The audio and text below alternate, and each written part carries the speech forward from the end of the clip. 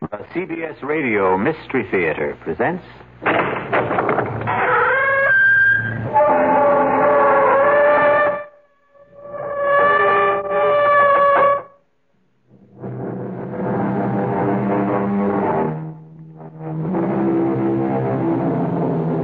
Come in. Welcome. I'm E.G. Marshall. Welcome to the fear you can hear. Welcome to the world of terrifying imagination.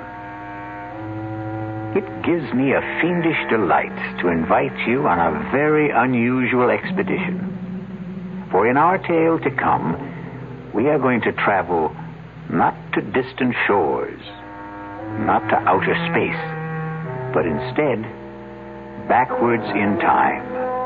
Time as the archaeologist knows it. The depths of time. Strange thing about archaeology, it seeks to understand life by the study of death. Can we try to uncover the rest of the body, Professor? Of course. Jimmy, get the 3 or 4 fellows to help you, and do it carefully. There's no way of telling the body's position. Sure thing, Professor. Oh, this is awful. What are we going to do? Don't worry. Ancient bodies are your specialty. Fresh ones are mine. But how do you know it's murder? You surprise me. A suicide may dig her own grave, but you'd hardly expect her to pull the dirt in after her.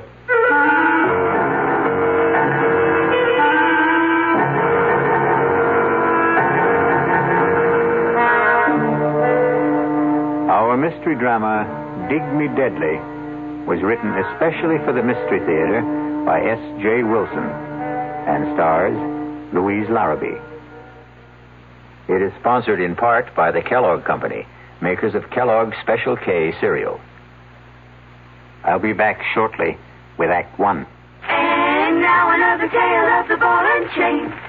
At Kellogg's Special K presents Last Tango in Pittsburgh. There I was at Raoul's All-Night Tango Lounge. My little orchid, will you tango with me? It was Raoul. You're a splendid dancer. Thank you. But what was that? Was what? That sound effect. Oh, I'm a few pounds overweight, and this ball and chain points out how my extra weight can get in the way. I'm pointing you back to your chair. Our heroine decided to lose that extra weight. She exercised and ate smart at every meal, starting with a Special K breakfast.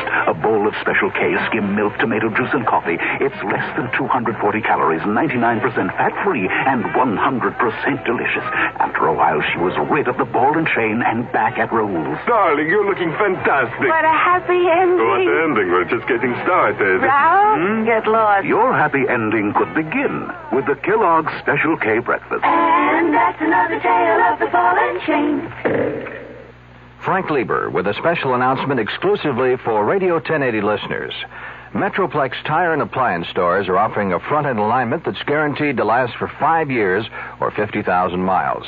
A regular $20 value, but just for our listeners, the price is, you guessed it, $10.80. $10.80 for most American cars.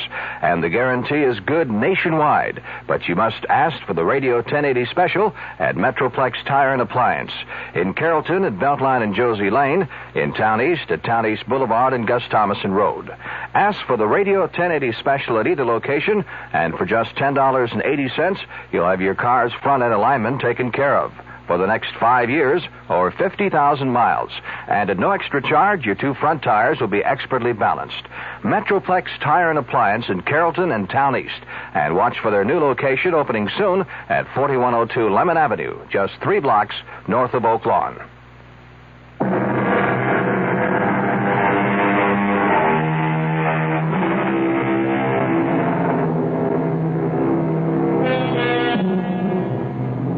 And I know that death is no respecter of time. It often comes unbidden, unexpectedly, even fiercely and murderously.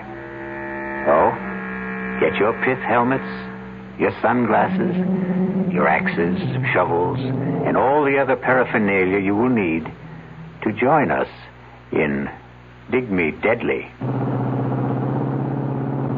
Young man, why aren't we on a road? Why do we have to cross the desert? Because it's the fastest way to where we're going, Detective Scrubshaw. Not Scrubshaw, Trubshaw. Trubshaw. Detective Claudia Trubshaw. And I bet your last toothpick, which I wish you'd take out of your mouth, that we're really crossing the Rocky Mountains. They're in Colorado. This is Arizona. I know it's Arizona, Sheriff Wiley. It's where I came to spend my vacation with my sister before you showed up with all your hornswoggling. Oh, ma'am, I did no such thing. Now, what else would you call it? I came here to get away from L.A. and all that smog and to breathe in the pure, fresh, clean air of Tucson. Now, thanks to you, I've got more sand in my mouth than the whole Sonora Desert. That's Mexico. This is Arizona. I've got news for you. It's left Mexico and settled in my lungs. Now, you mean to tell me that in the entire state of Arizona there isn't a police officer, anybody who can cover this case, that you had to drag me into this no-woman's land? Those are my orders, ma'am. But why would my boss in Los Angeles assign me to an Arizona case? Well, I guess he knew you were in the neighborhood. That makes as much sense as kissing one of those cactuses. They're called saguaros. Now stop changing the subject. Now, will you tell me where we are going? Like I said, west of Naco. Good for you. You have advanced to the next plateau. And why are we going there? Because that's where they're digging. Superb. Now, who are they? The kids that are digging. Wiley, did you ever have your IQ tested? Not so as I know. Well, don't. It's probably lower than Death Valley. And I know that's in California. Now, why are they digging? For dead bodies, I think. Stop this car at once. Well, what's wrong, Detective? Now, I'm not riding another minute until you tell me what this is all about. Well, what more do you want to know? Why I'm sitting in this rolling junk heap on my way to West Naco or wherever. Well, there are these kids there. What kids? These kids from some school near L.A. Every summer they come and they dig up things that are supposed to be real old. In other words, students working on an archaeological dig. Never could pronounce that word. Forget the pronunciation. Just try and make some sense. Well, a few days ago, I am sitting in the sheriff's office when this here girl comes by. Excuse me. Sure, miss. Come on in. Is the sheriff here? Well, the truth is, there is no sheriff. Then who's in charge? Well, I guess I am. Sergeant Deputy Sheriff, you could say, and name's Wiley. I'm looking for help. That's why I'm here. What can I do for you? But you're not a real sheriff. Well, I don't get paid for it, but they give me the badge. Why don't you try me? I'm one of the students working at the Broadfields. The dig. Why don't you sit down? And there's some trouble there. And what kind of trouble? Well, that's just it. I can't tell exactly, but someone's following me. Wherever I go, I have the feeling someone right behind me or hiding and waiting to do something to me. Something terrible. Isn't there anyone in charge? Well, Professor Wilkerson, but he says I'm imagining things. Well, now, have you ever really seen anyone following you? No, but only the other day someone went through my bureau and my luggage. And are they messing? No, but things were all messed up. Now, what's your name? Rogers.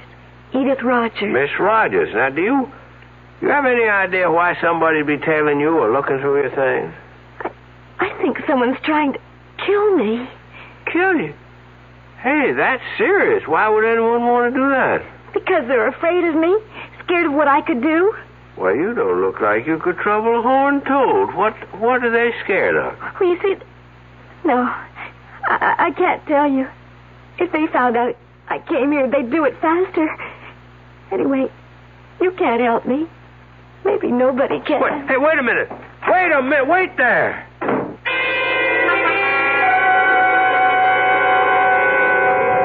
Then what did you do? I phoned that Professor Wilkerson.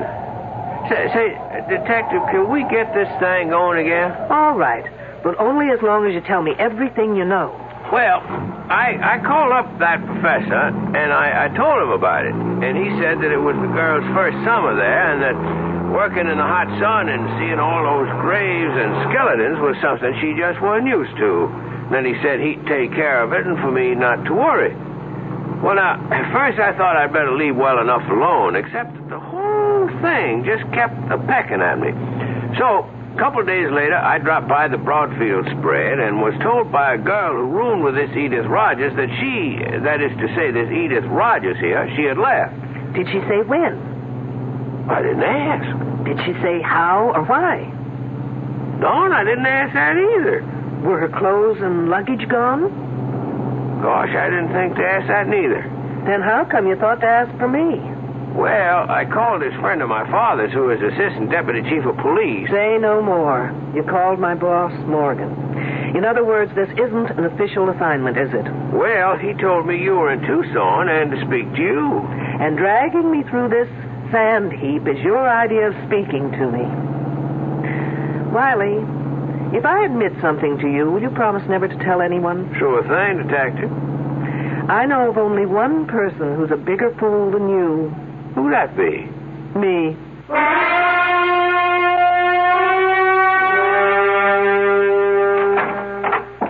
Detective Troopshaw?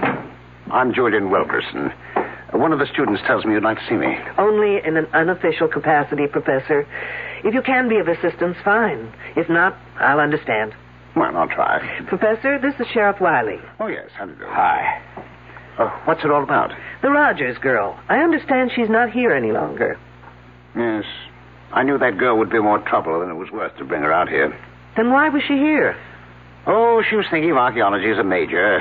You see, she apparently comes from a difficult home. She had nothing to occupy her this summer, and the dean asked me if we could fit her in. Try to make her feel she belongs to something. A group.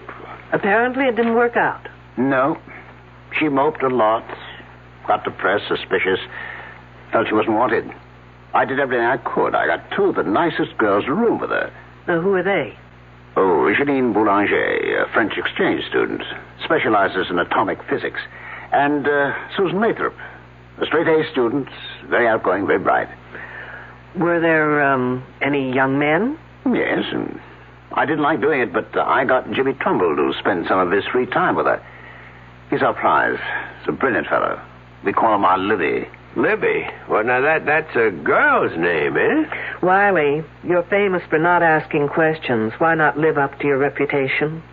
Professor Libby developed the carbon-14 dating system. Oh, he did he? Yes. Anyway, Edith didn't take to the work or to anyone. It's no surprise that she just dropped out. Are her belongings still here? Well, I wouldn't know, but Susan would. She's in the specimen shed next door. Let me call her. Sue Lathrop. Yes, Professor? Well, can you come to my office for a minute? Wiley, why don't you do something constructive, like seeing if you can get me something to wash down this sandstorm I swallowed? Thanks to you. Sure thing. Detective, anything special? Just something soft, wet, and cold, please. I'll be back in a minute. Oh, sorry, miss. I didn't mean to knock. Oh, that's all right. Susan, I'd like you to meet Detective Troopshaw. A detective? From the police? Yes, but not on official business. What for, then? I was wondering if Edith Rogers' belongings were still in her room. Oh, Edith. Oh, no. She took everything when she left. When was that? Oh, about 4 or maybe 5 days ago. I'm not sure. Do you have any idea why she left? Not really. She didn't tell anyone she was going, but then she just didn't get... Well, what can I say? Susan's trying to be discreet. The fact is, the girl just didn't belong. Did anyone notify her family? I know I didn't. We just assumed that she hitchhiked her way home, or perhaps to one of the youth communes around here. Then, at this point, we don't know if she left or disappeared. But what would make you think she disappeared? She went for help to what's supposed to be the local sheriff's office. She was frightened, thought she was being followed, that someone wanted to kill her. That's just like her. She was so silly, so romantic, always making up stories where so-and-so loved her madly and so-and-so was terribly jealous of her. And, of course, she was always at the top of the triangle. I suppose we could phone her home and see if she got there. You fool! You stupid idiot fool! Come to River Well, no call to get yourself all heated up. It's just an old arrowhead. That is radioactive area. Do not enter. Sounds like Wiley tried to get me a bottle of atomic soda pop. Oh, that's Janine. Let's see what the fuss is about. Now what, Wiley? Well, it beats me. I just picked up this here arrowhead in that shed, and she comes down on me like an eagle on a stray lamb. That is not an arrowhead, young fella. It's a spear point that happens to be about 12,000 years old.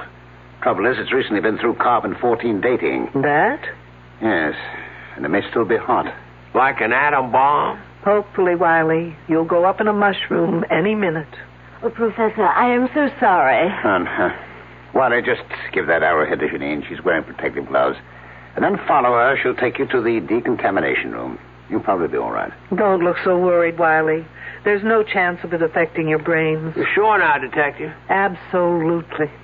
Follow me, you goose. Quickly.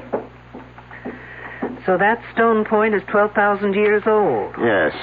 Well, that's as close as we can get within the margins given by C-14. But Jimmy is now working with radioactive potassium, which can give us an earlier reading. I thought 10,000 to 15,000 was about the earliest records we have of man on this continent. Well, we've got some surprises in store. Not only for you, Detective, but for the world. Really? Care to give me a clue? I already have. I filed that one away. Which one? With C-14, you can date back some 50,000 years, but with potassium, you can go back to at least 1 million years, right? Yes, that was the clue. Interesting. What are you hoping for? It's no longer a hope, Detective. But you'll have to be patient and wait until we release our reports. What's that all about? I don't know. The kids seem to be heading for the northwestern grids. I've got to go. I'll bet it's Wiley again. Nothing like this has happened before. Nothing like Wiley has happened before. Susan, do you know what's happening? No, Professor, but it's something exciting. Maybe a new find. I hope they didn't have to dig as much sand as I've got in my shoes. I'll catch up with you. Hi, Detective, aren't you coming? Someone screamed. Riley, where have you been? I've been in that shed with that French refrigerator. I need your shoulder. Well, what for? To lean on so I can get the Sahara out of my shoes. Okay, but you better hurry. Riley, no matter what has happened up there, you've got to do something for me. What's that? In that shed, can you remember what you saw there? Pretty much. Then listen carefully.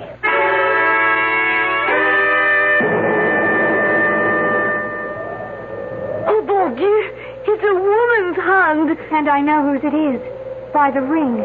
The silver band. Well, whose is it? Edith Rogers. Oh. All right, no one touch anything until Detective Troopshaw gets here. A detective? Lady detective in here. Okay, kids, one detective coming up. Let me through. All right. Yes. Let the detective through, please. Well, from the looks of it, here's a lady who definitely needs a hand. Who found her? I did. And who are you? James Trumbull. I told you about him, remember? Oh, yes, you're Libby, as you call him. Yes. But there doesn't seem to be any digging around here. Is this the way you found her? Just one hand sticking out of the sand? No. I was on my way to the datum point to figure out what the next grid would be when I passed this place and noticed that someone had been digging around here. The sand wasn't as flat as the surrounding area and not as compact. So I began to brush away the top layer until I uncovered this one hand. Professor, have I your permission to supervise this matter until I get official regulations? Well, yes, of course. Thanks. Has anyone been able to identify the hand? Susan, she says it is Edith Rogers. What makes you think that? The silver band. I was with her when she brought it in town a couple of weeks ago. She bought a silver wedding band? I asked her why, and she said she expected to be married very soon. It just sounded like one of her crazy stories, so I forgot about it. I see. Well, rings have been known to change fingers. Can we try and uncover the rest of the body? Of course. Jimmy, get 3 or 4 fellows to help you. Do it carefully, please. There's no way of telling the body's position. Sure thing, Professor. Oh, this is awful. What are we going to do? Don't worry, Professor. Ancient bodies are your specialty. Fresh ones are mine. Yes, but this is liable to stop our work. This place will be crawling with police, newsmen, television crews, what all. Really? Why? Isn't murder a little too common to rate that kind of attention? But how do you know it is murder? Miss Lathrop, you surprise me. A suicide may dig her own grave, but you'd hardly expect her to pull the dirt in after her. Pit's very shallow, Professor. I don't think we should use shovels. Shall we use the brushes from here? Sure, but let's get a move on, eh? Ah! Look, the hand is attached only to bones, to a skeleton. Oh, no, I've never seen it. Oh, now, will you all stop crowding? You'd think this was a Hollywood opening. Oh, Janine is right. There is no body. The hands are attached to a skeleton.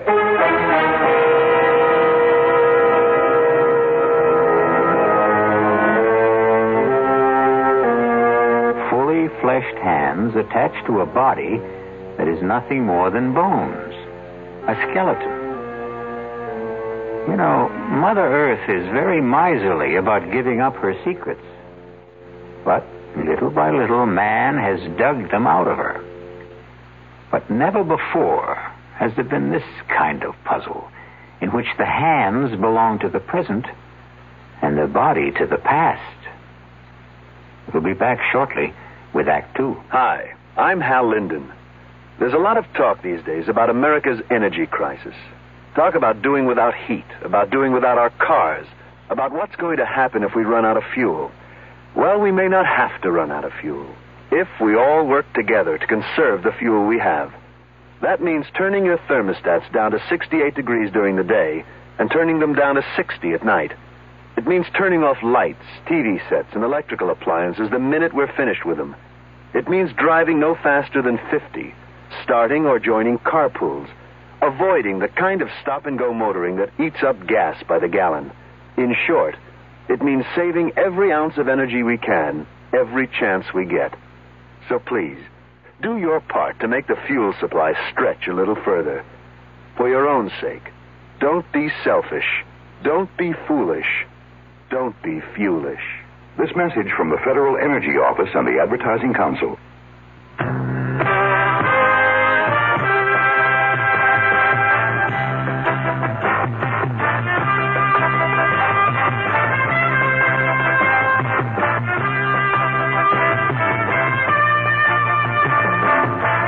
You don't just make a profit in the beef business. You work for it. Working to keep your feeders out of a growth slump. Fighting the diseases and everyday stress that threatens your herd. And always sweating it out with a tight profit margin. Through it all, one name is there to help you. Terramycin. When the going gets rough, nothing works harder, more ways, to give you the kind of protection you need. Terramycin. Depend on it. From Pfizer.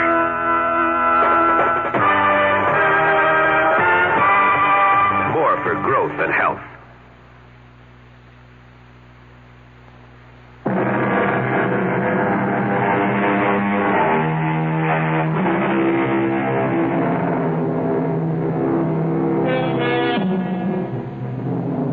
We return to our dilemma. The question is, what is a bunch of young, bright college students going to do about a body that has fully fleshed hands attached to the bones of a skeleton? And what is our lady detective, Claudia Troopshaw, going to do with this seemingly improbable corpse? Yes, Captain. You've got to tell me under whose jurisdiction this case belongs. No, there is no local police department. The hands may be the Roger girls, but the body, wait till you get this, it's a skeleton, and the professor tells me it's over 2,500 years old. Stop yelling. I know it sounds crazy, but they just did a C14 test on one of the bones, and that's the result. 2,500 years old. But not the hands. Whose case is it, I want to know? Mine? Why mine? Well, will you get in touch with the FBI at once? No, I can't use anyone here to help me that's already here. Why not? Because they're all under suspicion, that's why not. Lunkhead.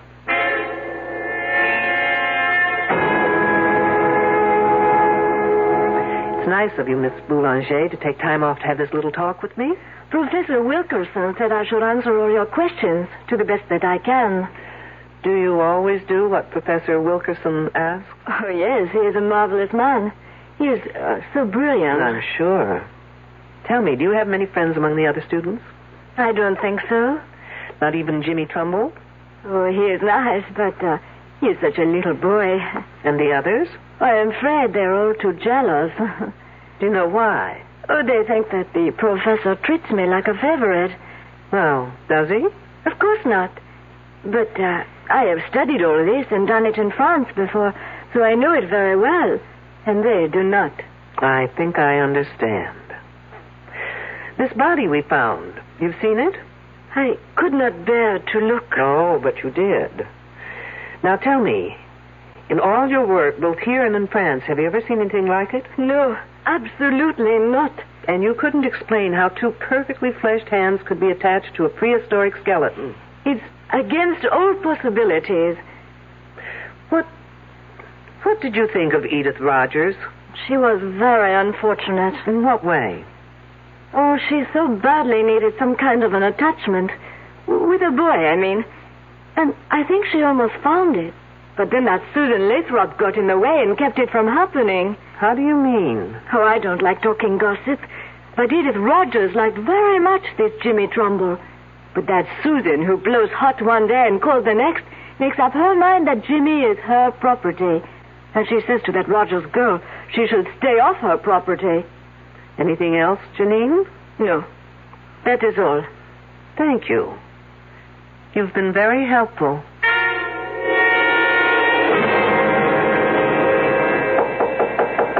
Come on in. Oh, hello, Jimmy. Hello, Detective Troopshaw. Professor Wilkerson says you want to see me. I have just a few questions that may or may not help clear up some of your problems. My problems? No, not yours personally, but the outfit. But where's the problem? Well, if those hands belong to Edith Rogers, it means she's dead. And that, I'd call a problem. This whole thing's crazy. It's some kind of gag. I mean, it's not possible for a skeleton of someone who's been dead for over 2,000 years to have the hands of someone who was alive a week ago, or less. Did you see Edith Rogers about a week ago? Yes, ma'am. I understood you were one of the very few who was sort of interested in Edith Rogers. Well, I was sorry for her. She was lonely and frightened. Did any of the others talk to you about her? No, but Edith had a lot to say about us. Can you give me some idea? Edith thought Susan was a fake, that Janine was phony, and the rest of us pretty silly digging away in over 100 degrees temperature. She just didn't understand why we were doing it. Didn't that make you wonder what she was doing here? Oh, sure. But she was lonely, and she would have done anything to be anywhere. Oh, say, I almost forgot. Something funny happened this morning, and I meant to tell you about it, but with all the rumors and gossip, well, it just slipped my mind. What was it? On my way to the grid we're working on, I ran into this Indian. A really strange guy. He was dressed in some weird Mexican costume and had long drooping mustaches. And he asked me in this queer accent if I knew where Minnehaha was buried. Minnehaha? Was he kidding? Who knows? When I told him I didn't know, he became very sad. And he said his name was Tepexpan, and that his wife had died 10,000 years ago. Tepexpan, no less. The name's sort of familiar. Oh, come on, Jimmy. Even I know that for years the Tepexpan man was considered the earliest specimen of man found in the United States. Oh, of course. What else did he say? Oh, let's see. Oh, I wrote it down here. Here it is. He said, "She who seeks shall find the answers in her mind if she can find the man that is called Tepexpan." You're putting me on. No, I'm not, honestly. And then he said that she would find the star of Tepexpan in the south of Tuxpan. Can I have that paper, Jimmy? Of course. Thanks. Tepexpan, my foot.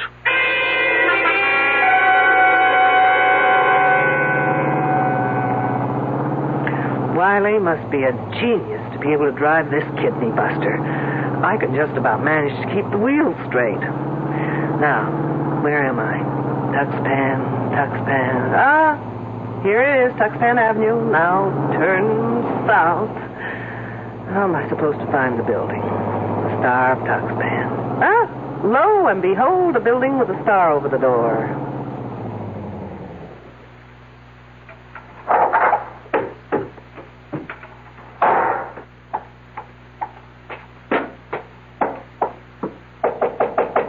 Enter in peace, old ancient squaw. I'll fix that one's TP.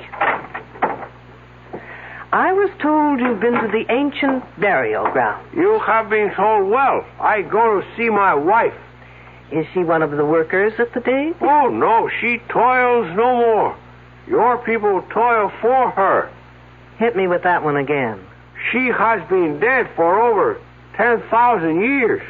I thought it was 2,500. But what's a few years in a romance that's lasted that long, right? Her spirit gives me many answers to my prayers. Do the answers to mine happen to be among them? Well, if you open the pouch, I will place a magic message within. Gracias, senor. It is but the will of the gods that I obey. Incidentally, Senor Tepexpan, the next time you speak to the spirits of the gods, find out the name in Indian for fruitcake. As ancient squaw commands. And take that silly toothpick out of your face.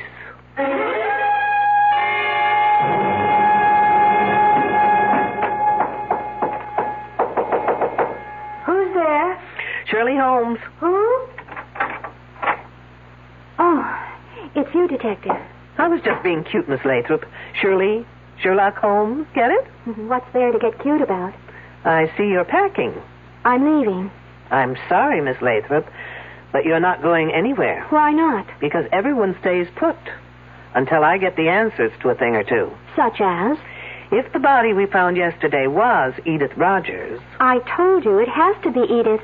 They are her hands. Attached to a prehistoric skeleton. I don't care what the radiocarbon dating says. I was with her when she bought that wedding band. She didn't say anything about when she planned to get married. No. And you didn't ask? I thought she was clowning. So she impressed you as the sort of person who would clown about getting married? I guess she wasn't old-fashioned enough to be serious about it. But most of the girls here aren't into things like getting married. We don't have such hang-ups. And Edith Rogers was a square. Very square. You must have found it a bore to room with her. Frankly, she was a bit of a drag. How did Janine get along with her? They hardly spoke to each other. Because of Wilkerson? How did you know? Do you think either of them got anywhere with him? Janine was making points. Not that she's so hot, but her father's an important politician in France, and Wilkerson is impressed by that sort of thing. Ambitious, eh? Even at his age. Oh, come on, Miss Lathrop. He's not that old. Old enough to have a son who's in college. As a matter of fact, it was good old Edith Rogers who told me that. Did she tell you anything else? Nothing important.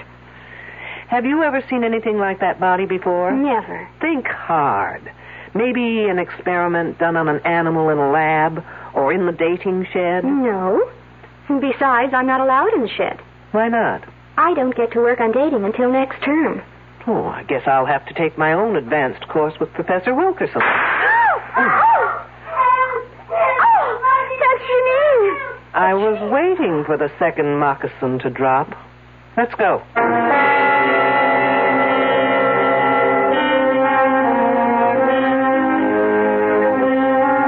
It is written in the book of Proverbs, and wisely, I believe, that whoso diggeth a pit shall fall therein.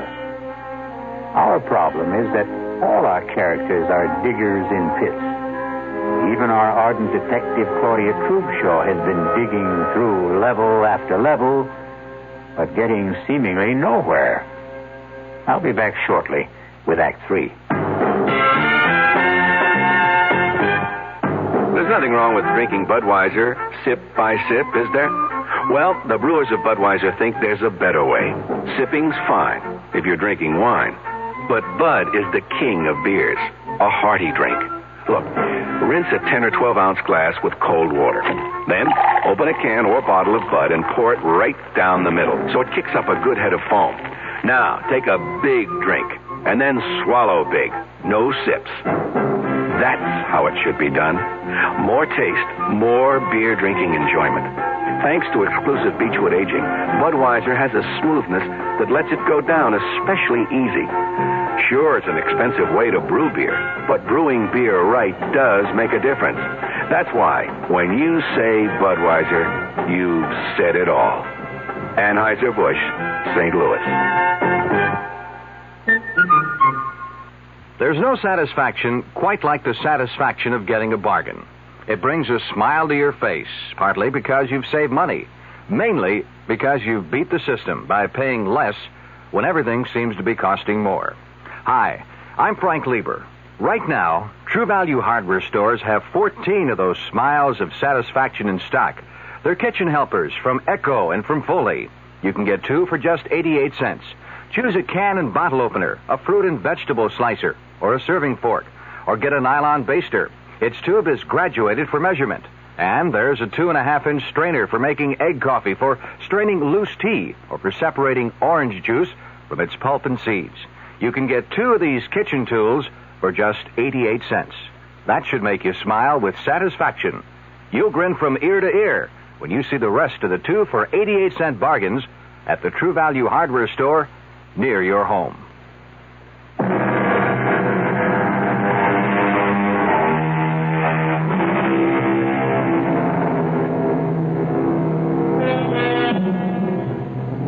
Do you realize that the gunshot we heard at the end of the second act was the first time anyone has used a conventional weapon in our story? Well, gunshots may not only be used to signify someone's end, they may also be fired to start something. Isn't that typical of a woman? She calls for help but doesn't bother to tell where she needs it. It sounded far away. Maybe from the northern grid section. You mean where the body was found? Yes. What could anyone be doing out there? Looking for clues? Or maybe hiding. Well, why didn't I think of that? I don't know. There's our man. You mean Professor Wilkerson? Yes. Hey, Professor. There, Detective, over here. There he is. He turned on his flash. Professor, hold it a minute. Let me catch my breath. Did you hear Janine call? No, I was covering grid S42. We were working late there. Are you sure it was Janine? Pretty much, unless someone's imitating her accent. We don't know from where she called. I think it came from that north grid. First we heard what may have been a gunshot, and then we heard La Belle Janine calling for help. Hey, has everyone around here gone bananas? They say they heard a gunshot. Detective Troopshaw says Janine cried for help. And where were you, Mr. Trumbull? In the barracks, doing some research. Well, anyway, the detective thinks that Janine is locked in somewhere. Well, how about the lab shed? A thinker in the tank. Come on. Who has the key to the shed? I do, but you'll have to wait out here. What for? I'll have to go in first to check on possible radioactivity inside. Just 1 second, Professor. Janine? Janine, are you in there? Yes, I am. Is it safe for us to come in? Yes, it is very safe. All right, I got my key here on him. Oh, Professor. That girl faints easier than I can think. Janine, are you all right? Don't ask her. She'll say no. Get her back inside. Now, for the rest of you, please, stay out here. Don't go anywhere, anyone. Still planning to leave, Susan? She wouldn't let me. Besides, what difference would it make to you if I did? I'm just being friendly. Isn't it a little too late? What do you mean? Well, now that Edith Rogers is dead, do you think I'd be waiting around to catch you on the rebound? Oh, look, I was just being kind to her. Kind? Isn't there a phrase about someone being killed with kindness? What are you getting at? Now listen, James Trumbull. Because Edith Rogers was a fool doesn't mean all girls are. No one ever said you were. Look, the only reason I took her out a couple of times was because the professor asked me to. Aren't you the obedient student? What professors say, Jimmy do. I don't know how else I can convince you. You can't. And if I were you, I wouldn't try. Look, you can count on my being fair and keeping quiet. I'm not out for revenge. But I'm also not about to stick my neck out for anyone, including you. I still don't know what you're getting at. I'm getting at who killed Edith Rogers.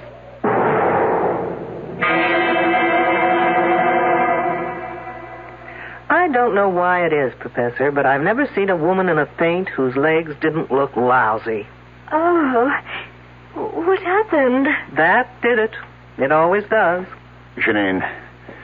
I don't want to interrupt, but like a good archaeologist, would someone please get to the bones of the matter? I'm speaking as fast as I know. I heard a noise at the window. What kind of noise? The window was opening. Wasn't it locked? It's always locked. So I went to see what could be happening, and already there was this man climbing inside. What was he like? He was an old Indian man with long mustaches. I told him to get out, that it was dangerous to be here. And then? He would not say anything, but stood there. So I ran back to the lab room where I have my pistol. And when I returned, I found him in the specimen room. He had a leather bag tied around his waist. It was open. Did you see him put anything in it? No, but I held up the pistol and told him I would shoot if he didn't put back whatever he took. So he put his hand in the bag and took something out and threw it in my eyes. Then I pressed the pistol. What did he throw? Little things. I don't know. Let's take a look. All right. Now, wait. Here on the floor. It's thin slivers. It's maybe wood. Let's take a closer look. No, don't touch them. For heaven's sakes, why not? They may be hot. I'll get the counter. Is anything missing, Miss Boulanger? I have not looked. Well, do that little thing. And, Miss Boulanger, the next time you find that you're stuck in here, just open the lock and walk out.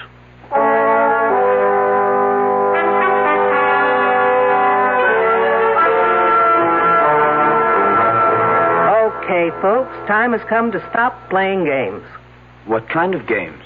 The game where one hand washes the other. Now, since you've got seniority, Professor, we'll start with you. What kind of a game could I possibly be playing? Well, as a professor, you're a great show. As a poker player, you're stupid. Oh, really? You don't know how to bluff. Remember how you insisted that spear point Wiley took from the shed had to be radioactive? Well, you were lying.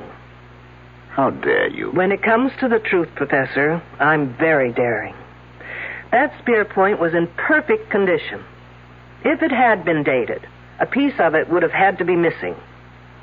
How could you know that? What do you think they teach us at the police academy? Home economics? Now, putting it simply, the less carbon-14 in an object, the older it is, right?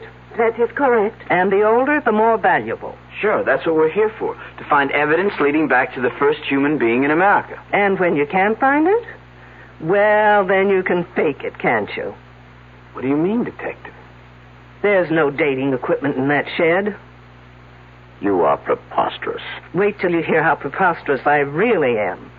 Only 2 people have been allowed in that shed. You and Miss Boulanger. Yes, those are the rules. Well, a certain friend of mine broke those rules.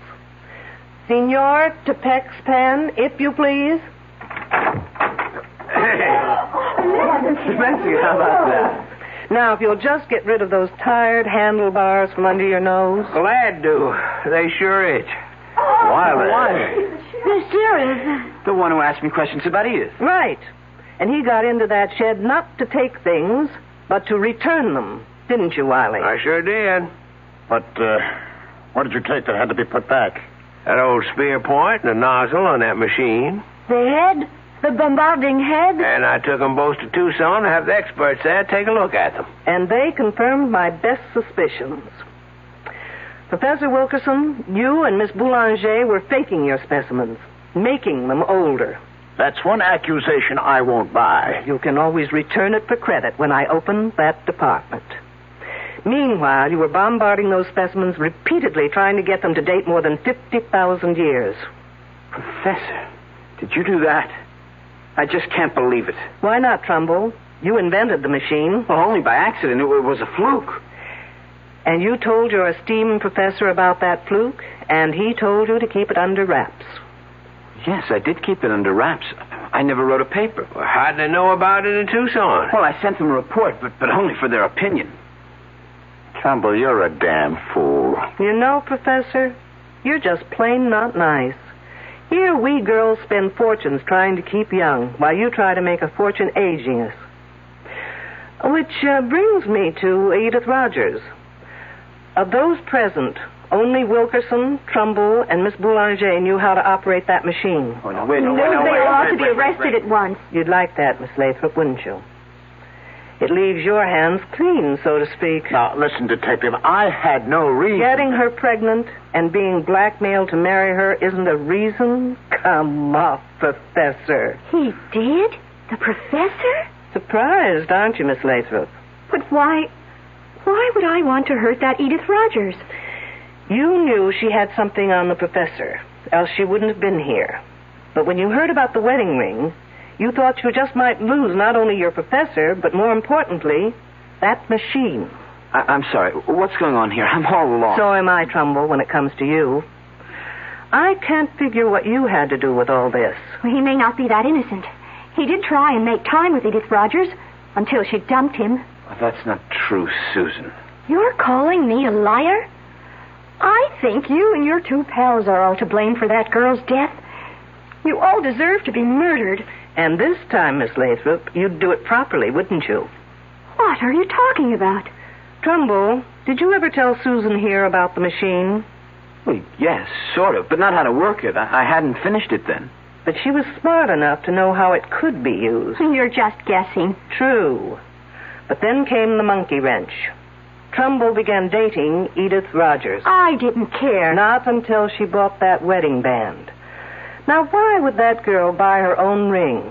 You know why. Because no woman would go to a doctor for that kind of an examination without the necessary decoration on her finger. What's that to do with me? While Janine thought it was the professor, you thought it was Jimmy Trumbull, who might be the father. First, you threatened Edith Rogers. But when Jimmy tried seeing her again, you took no chances of ever losing that machine, and you just removed her from the scene. You're crazy. Not crazy enough to use a machine I knew nothing about, because that's what you did. You know, your biggest mistake was in tying Edith Rogers' hands over her head before opening that machine full blast. Those hands were protected by the lead shield over her head. Of course. Only the lead shield could have saved those hands, kept them from dating back. The result? A 2,500-year-old skeleton with Edith Rogers' hands. Okay, Detective. Who saw me? Where's your proof? Yours were the only fingerprints found on the bombarding head Wiley took to Tucson. Susan, you didn't work that machine without gloves, without protection. Why? What's wrong with that? Oh, good Lord. You didn't. What are you saying? Oh, no. Your body's probably got more than 600 radioactive units in it right now. You're trying to scare me. It's not true. Susan, 400 units are fatal. Help me. Someone help me. Or I die. Help me. Help. Help.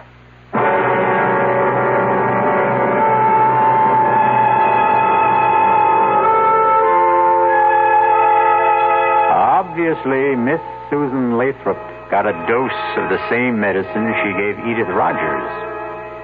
Except in her case, its effects will be much slower and very much more painful. Sad. Very sad. But it will save the state a great deal of money. I'll be back shortly. Well, it's all right to tell one lie, isn't it?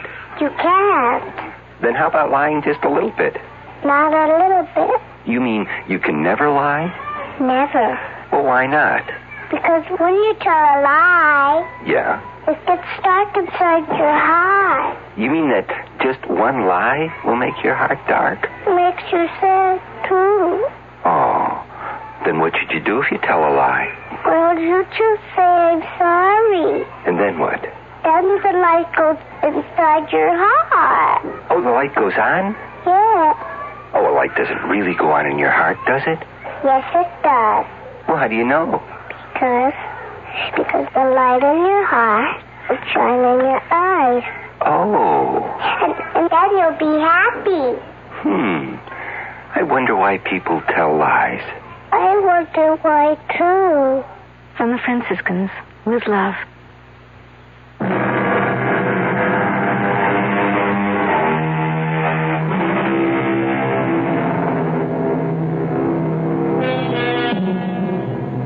Here's a little thought to take to sleep with you. Never indulge in excesses. Eat moderately, drink moderately, and murder moderately. Our cast included Louise Larrabee, Mason Adams, Ralph Bell, Corrine Orr, Ann Costello, and Christopher Tabori. The entire production was under the direction of Hyman Brown. Now, a preview of our next tale. I saw the glowing tips of 2 flipped cigarettes. And then... Kiss me, Richard. I'm crazy about you. Stop it! Stop it! Tom! What are you... Marianne, go inside. Go inside, I tell you. Now, wait a minute. Why? If you have anything to say, you can say it here in front of Richard. Go inside. Let go of my arm. Now, listen, you leave her alone. Let go of her. He broke my grip on her arm and pushed me away. His shove made me slip to my knees. I came up swinging at his face and missed. He pinned my arms from behind. Now, listen. What's the matter with you? Are you crazy? I broke out of his grip, stepped back from him, and fell across the shovel. I grabbed the handle, jumped up. No! And swung at Emery. Too late for me to stop the swing. No! As she rushed in between us, the sharp edge of the shovel hit her in the back of the head. Oh. I stood there, holding the shovel, unable to move. Radio Mystery Theater was sponsored in part by Anheuser-Busch Incorporated, brewers of Budweiser. This is E.G. Marshall inviting you to return to our Mystery Theater for another adventure in the macabre. Until next time, pleasant dreams.